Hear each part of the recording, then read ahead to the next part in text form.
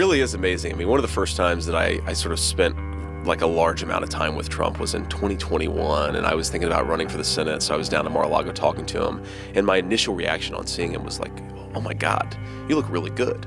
Like, you actually look healthier now than you did 6 years ago. Normally, presidents age very, very badly. You know, yeah, I mean, look, I definitely thought, okay, obviously this is a big thing, right? And talked about it with my wife a lot because she was a working corporate litigator. She's got a very big career. She's much smarter than I am. And it was a marital conversation, in some ways a tough one because, you know, even though, yeah, I'm a senator, we're still pretty anonymous, right? Like we can go on vacation, or we were till this happened. We go on vacation. Yeah, you'd have people stop and ask to take a photo or say something, you know, nice. But most people, if you went somewhere, didn't know who you were. Right now, it's literally impossible for us to go anywhere. What's that shift feel like?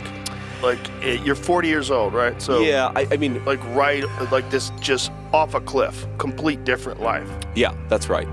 I mean, it's been. I mean, look, in some ways it's really nice because people come up and say really nice things to you. They tell you they're praying for your kids, they're praying for your family. But it's also where you go, though, doesn't it? Like if you go through Brooklyn. Sure, yeah, no, of course, yeah.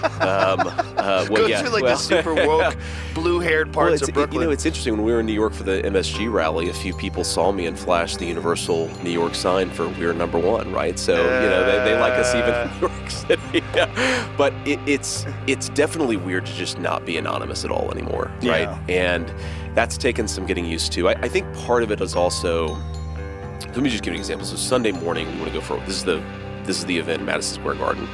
We had the morning where I didn't really have anything going on. I had a couple phone calls. So we want to go for a walk with the kids in Central Park.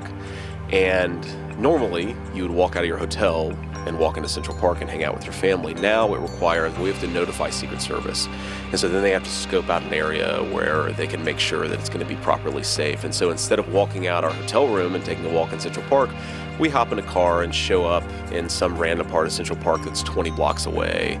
And then, of course, as soon as we get out, everybody's like, well, who the hell is this? Because there are 14-car motorcade there. So the lack of anonymity is definitely an annoyance that comes along with it. But I'm the kind of person where you just take the good with the bad. There are a lot of benefits to it. There are some downsides to it. It's what I asked for. I try not to think too much about it or complain too much about it.